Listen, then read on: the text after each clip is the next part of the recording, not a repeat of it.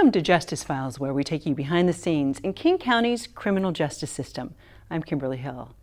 DNA evidence, it's come a long way since it was first introduced, and now in King County there's a new protocol for collecting DNA in court. Good afternoon, Your Honor. Sentencing day in King County. Convicted felons receive their sentence and something else, DNA testing. So I'm going to have you take this swab. It's a new protocol for felons who are released at the time of sentencing. There are sentences where the outcome is you're going to be released for credit for time served, no more jail, no more prison.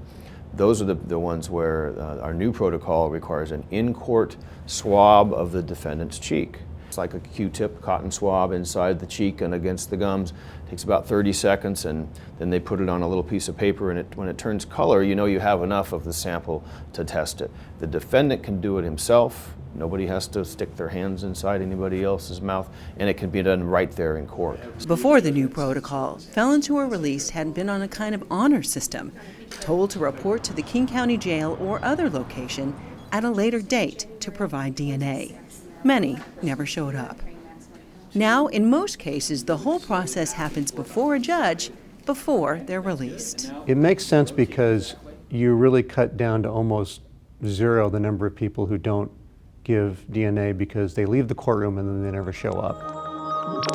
DNA has evolved into powerful evidence that can prove guilt or innocence. DNA can tell us with this level of discrimination that no other person who's ever walked the earth could have been the contributor of this DNA. So it's very powerful evidence, and it's truth-telling. It goes both ways. It doesn't work for the prosecutor. It just tells the truth.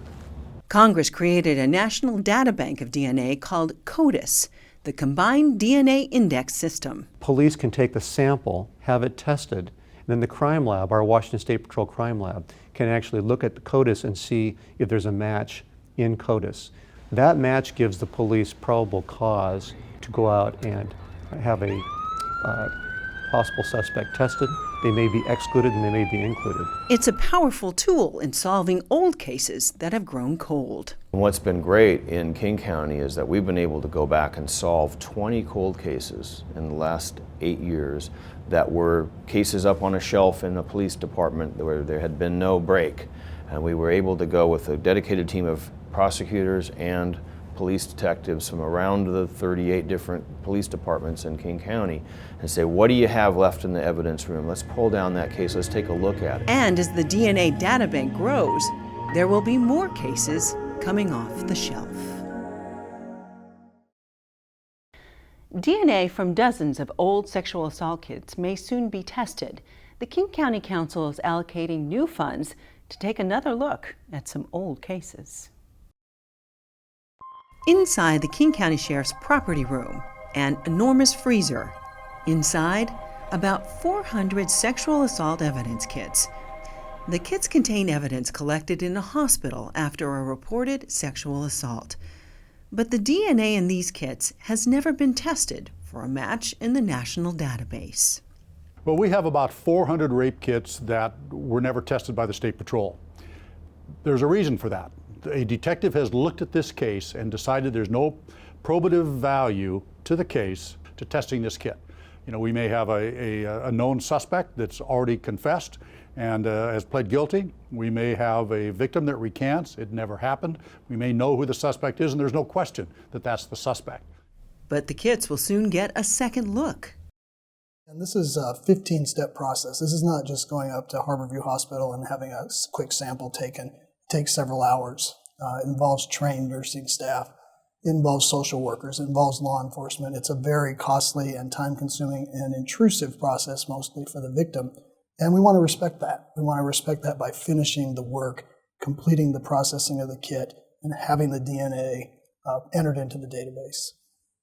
The King County Council is allocating $200,000 to the Sheriff's Office to review these cases. So now we're going to go and we're going to have our sergeants, our special assault sergeants, look at every single case and make sure that the original decision was the right decision, not to test the kit. And if it wasn't, well, then we'll send the kits in. And we have the money to be able to do that. And a new state law will change how the kits are handled in the future. It will require all new rape kits to be submitted for testing by the State Patrol Crime Lab within 30 days of being collected. Victims' advocates say it sends a clear and positive message. It was a case that shocked and saddened all of us. A lone gunman opening fire on students at Seattle Pacific University. One student lost his life. And now the campus is being recognized for its community resiliency.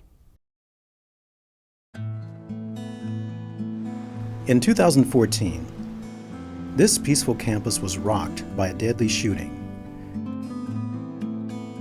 Confessed killer Aaron Ybarra came here armed with a shotgun. He killed 19-year-old student Paul Lee and injured 2 more students. We remember what happened here, the tragic loss of a young life and the impact on so many others. We also remember the heroes who acted quickly and with great courage. And we remember how this community came together in support of each other in the aftermath of that tragedy. Now the university is being honored with the Executive's Award for Community Preparedness, intensive training of staff and volunteers. Essence of the plan is everybody needs to know it. Everybody needs to know what their role is. From CPR to yearly evacuation training to lockdown drills. The campus also has a state-of-the-art rapid electronic communication system with near-instant messaging by email, text, and electronic message boards. You have to prepare for any scenario that you can imagine. And so to go through various scenario planning measures to make sure that whatever event you could face, if it's occurred somewhere else, it's a likelihood that it could occur where you're at. Community preparedness, when seconds matter. What can we do to help kids who've gotten into trouble get back on track? Jeff Gentis tells us about a new arts-based alternative program called Creative Justice.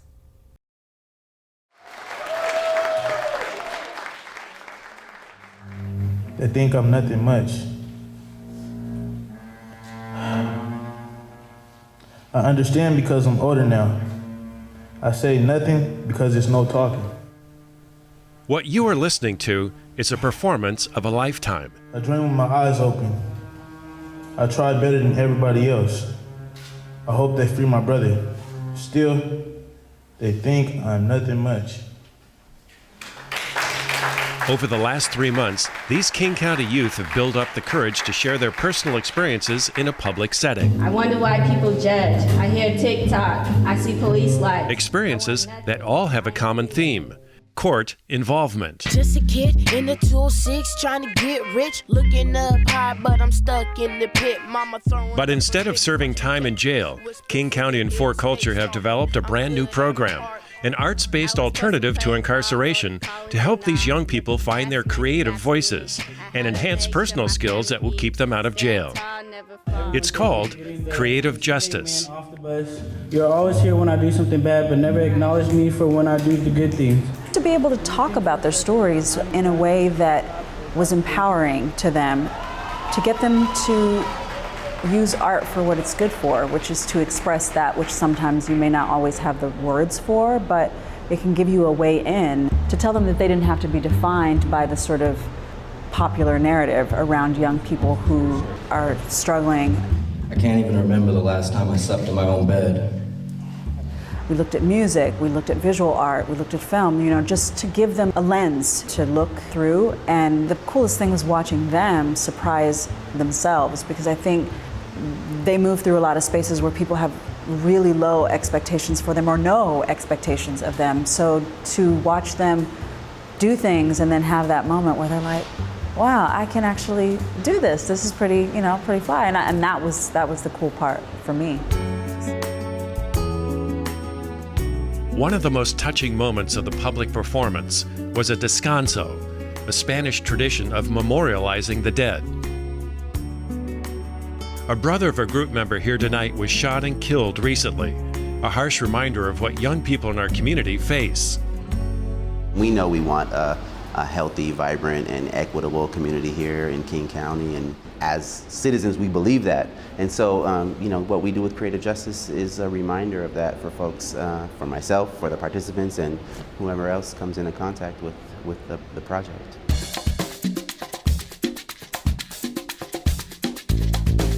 Anytime you can create things that disrupt the trauma that's associated with being incarcerated is a good thing. Anytime we as judges have those alternatives at our disposal is a good thing. Diverting them or taking them out of the system into community projects like Creative Justice is the most effective way to keep them safe in the future, to leave them fulfilled, and also to have the community safe and fulfilled. I wasn't trying to graduate, yeah, they said I was a fool. Cause in my hood, you dead broke or you just dead one of the two. It really has opened my eyes to looking at the youth in a different way, looking at them as more of a whole person as opposed to what the crime is that they've committed. Creative Justice is a really vital program because so often, these are the young people that get left behind because there are a lot of people who feel if you do a crime, you do the time. Creative Justice provides a better way to do the time, to understand the roots of incarceration, and to use the arts to build self-esteem, confidence, leadership, and teamwork. The program will serve 48 youth this year. Sky so high. I think this program is really great. I think it's a beautiful idea, and in itself, it's growing and blossoming into something very, very helpful in our community. It actually helped me through a lot. It made me realize life in a creative way. Yeah, and it gives not just me, but a lot of young teenagers, and helps you make good choices in life and good opportunities to go to be successful if you want, That's what makes Creative Justice really interesting, because it's a collision of an education about the way systemic racism, systemic oppression works, combined with the power of art, right? So you learn about these things and you can really look at your story and your situation, and then you're given the tools to express your ideas and your solutions and your story around it. And I think that's the marriage that has to happen if we're talking about real change over the long haul with them. Ultimately, our system should be about hands-off. The fewer interactions, the better. From my perspective, I see that we are making investments in our community, not just in these youth that have come through our doors, but in our community as a whole, how to make it stronger and better. And I just want to say thank you guys, because you guys actually made me believe and had us, not only me, but us open up and actually, Class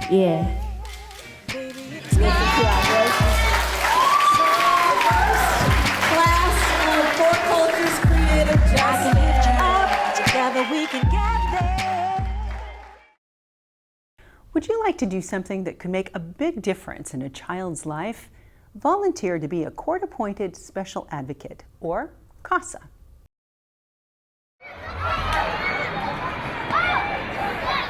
Children need love and stability, but in King County, there are more than 1,200 kids separated from their families because of abuse or neglect.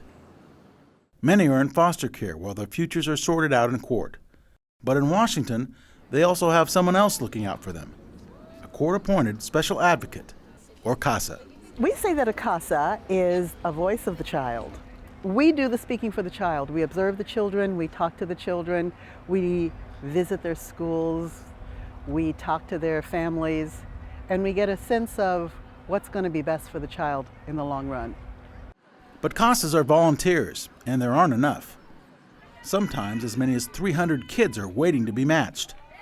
The need is great, especially in diverse communities. We need the diversity, and we need men. We need role models. We need male role models for our children.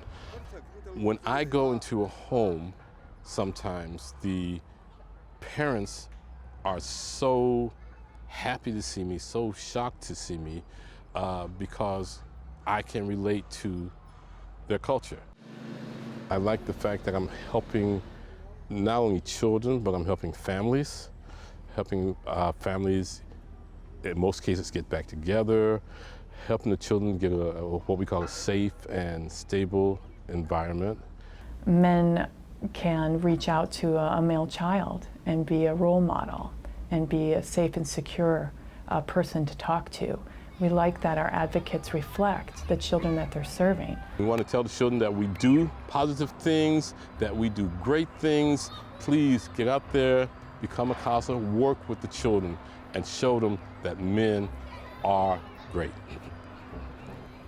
To find out more, email beacasa@kingcounty.gov or call 206-477-4245. Did you know you could file for divorce almost entirely online? It's true. Take a look at King County's Simple Divorce Program.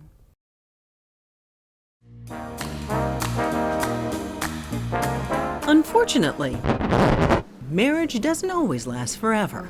Thousands of people file for divorce in King County every year. Thank you, please be seated. And for some, it can mean many trips to the courthouse. But now there's a new streamlined process for simple divorces. So Simple Divorce is really a program for people who are not represented by an attorney, they don't have children, and they are getting divorced, but they really don't have any assets that they're dividing. I mean, we found that there's a lot of these cases. In the last year, we were able to handle about 500 dissolutions for people who have no children, have a combined family income of less than $70,000, and basically have an agreement on how they want to handle things. What we've developed is an application packet for those parties where they can fill out the application. After they've filed, they turn in an application packet, and then we review that application packet to determine if they're eligible. And much of the process can be done online. You have to come in to file your case, but after that, I mean, when we draft the final orders, we can email those final orders out. They can email back signatures, and so most, if not all, of the simple dissolution process can be done online. Dissolutions get finalized without people having to make return trips to the courthouse and take time from work.